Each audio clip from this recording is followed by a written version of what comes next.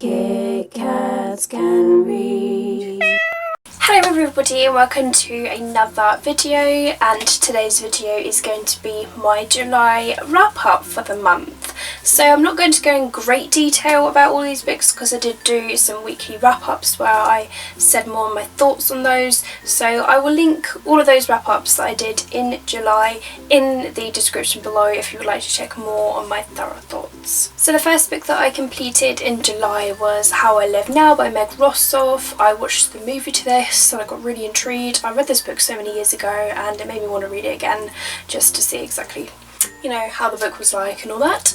And yeah, it is quite different from the movie. Obviously it has the main plot that's there, but there are some things that are different and different characters and all that stuff. But I actually really enjoyed this book and I gave it 5 out of 5 stars. Really enjoyed it. Next book that I completed was Remixed by Non Pratt. This is a really sort of fun festival themed book that's told from two perspectives that are two friends, and it's just their adventures at this festival, you know, breakups and friendship and all those things you've got to deal with. But yeah, it was really enjoyable. I really recommend this book. It was really fun and I really enjoyed it. It was so good, so I gave it 5 out of 5 stars. Then I completed The Rest of Us Just Live Here by Patrick Ness. This actually releases this month of August, so keep your eyes out for this. So a lot of people are really highly anticipating this book, and this is about the people that aren't sort of the heroes, the chosen ones, and it's about their story. So yeah, it's really interesting. I loved how it was written. I can understand why people like Patrick Ness. This was my first Patrick Ness book,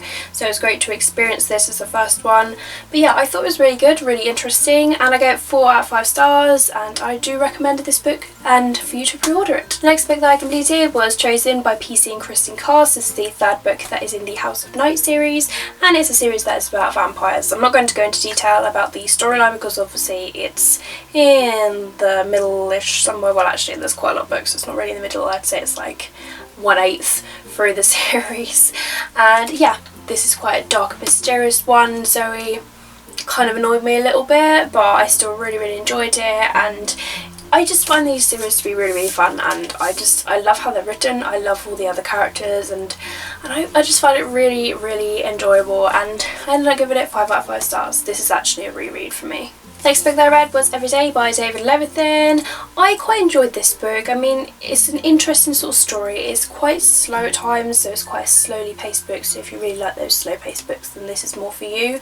But I'm not really a fan of it being really slow, so that is kind of what drew it back for me. The ending was a little bit weird as well, but I still really enjoyed the premise of this, and yeah, it was still good, so I gave it 4 out of 5 stars. I then read an ebook, and this is 6 Days Earlier by David Levithan. This also goes on for the story, and it's like 6 diary daily entries that is before the book of Every Day, and yeah, I just thought they were quite interesting. I ended up giving that 4 out of 5 stars as well. The next book that I read is an ebook. It's called A Million Times Goodnight by Christina McBride. I ended up unfortunately DNFing this book a quarter way through, so 25% of the book. I just got really bored of the story, and I didn't connect with any of the characters, unfortunately.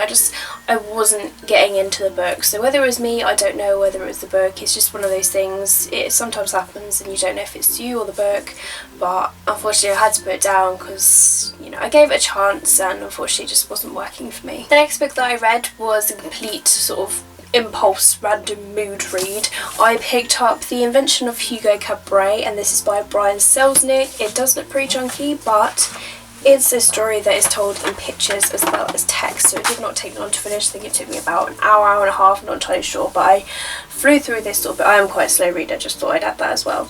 But it's really good, a really great sort of children's story, especially one for you to tell your kids, and it's sort of a really great middle grade sort of book, and the pictures are just beautiful, and I really enjoyed this. It was really fun and different, and I'm glad that I actually read this, and it's just another chunky book off of my TBR. So I gave this book 4.5 stars in the end. I definitely recommend this. And the final book that I completed in July is also a beast of a book. It is oh my god, it's huge. And I listened to the audiobook of this because I did not know how long it was going to take me to read this, and I thought an audiobook is a great opportunity to do this because I can listen to it whilst I drive to and from work, and I can also, you know, on my walk to work and while I'm waiting on the bus, and little opportunities here and there. So it didn't take me too long to listen to this. I think it took me like a month all in all, maybe a bit longer, I'm not entirely sure, but it is quite a big book.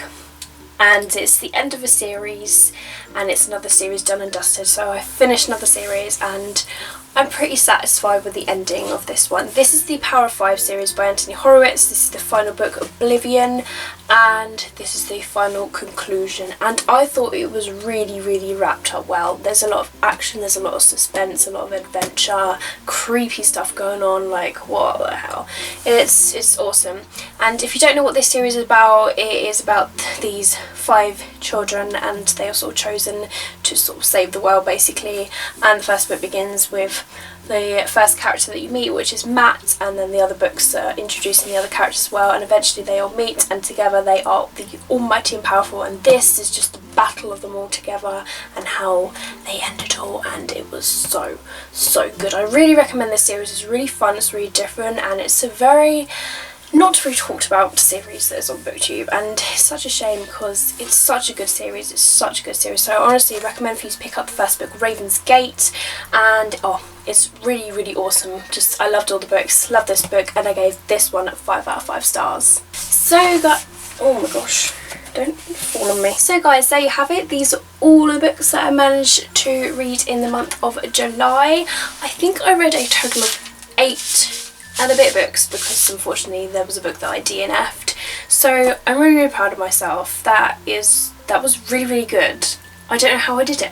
How did I do not know, because I work full time and I did overtime, and I cannot explain it.